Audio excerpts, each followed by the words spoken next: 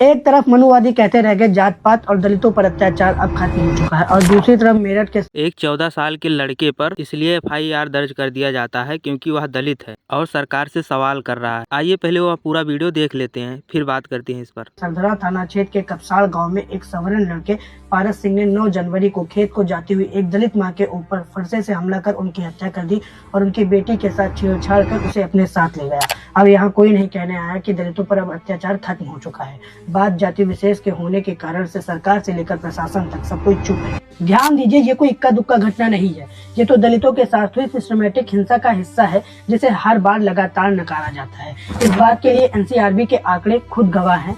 हर साल हजारों मामले दर्ज होते हैं जिसमें दलितों के हत्या, बलात्कार, अपमान, हमले और सामाजिक बहिष्कार शामिल है। एनसीआरबी की सबसे लेटेस्ट रिपोर्ट बताती है कि एससीएस के उत्पीड़न के लगभग 57,000 मामले दर्ज हुए हैं, जिसमें उत्तर प्रदेश में ही रोजाना 2 दलितों की हत्या होती है, 3 दलित महिलाओं के बलात्कार होते हैं और 6 दलित घरों में आग लगाना या फिर घरों में तोड़फोड़ करने के मामले दर्ज होते हैं। फिर भी गरीबी और बुजदिली के चक्कर में कोर्ट कचहरी से लेकर जेलों तक में दलित ही सजा काटते हुए नजर आते हैं। और अतिशयोक्ति की बात तो देखो, यूपी इन मामलों में सबसे ऊपर है और यूपी के सीएम योगी आदित्यनाथ जी कहते हैं कि यूपी में क्रिमिनल्स थर थर कांप रहे हैं, लेकिन सच तो ये है कि ये केवल बड़ी बड़ी हाँक रहे हैं। अन्य स्टेट्स या विदेशों में इनकी बेइज्जती ना हो, इसीलिए ये क्रिमिनल्स और अत्याचार के डाटा को झांप रहे हैं। ये झूठ नहीं, मैंने सच बताया है। इन्होंने हाथरस गैंगरेप केस से लेकर उन्नाव गैंगरेप केस तक सब कुछ दबाया है। हर केस में जाति का एंगल हटाकर इन्होंने आपसी विवाद बनवाया है। प्रशासन ने हम काम कर रहे हैं ये कहकर केवल मन बहलाया है।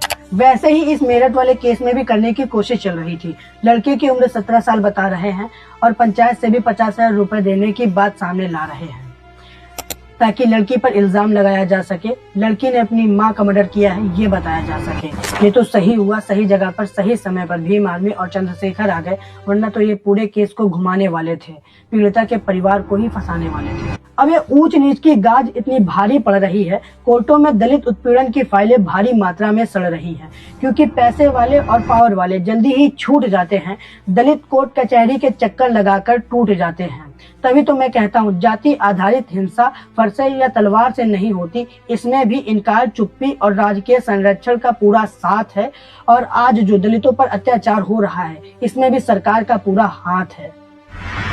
जी हाँ दोस्तों, ये वही वीडियो है जिसके कारण हमारे आसुमित भाई पर एफआईआर दर्ज कर लिया गया है। दोस्तों क्या लगता है आप लोगों को, क्या सच में आसुमित गौतम से सरकार डर रही है? सो गाइस, अपनी प्रतिक्रिया कमेंट बॉक्स में जरूर दें और चैनल पर नए हैं तो चैनल को सब्सक्राइब कर लें ऐसे छोटी छोटी खबरों के लिए।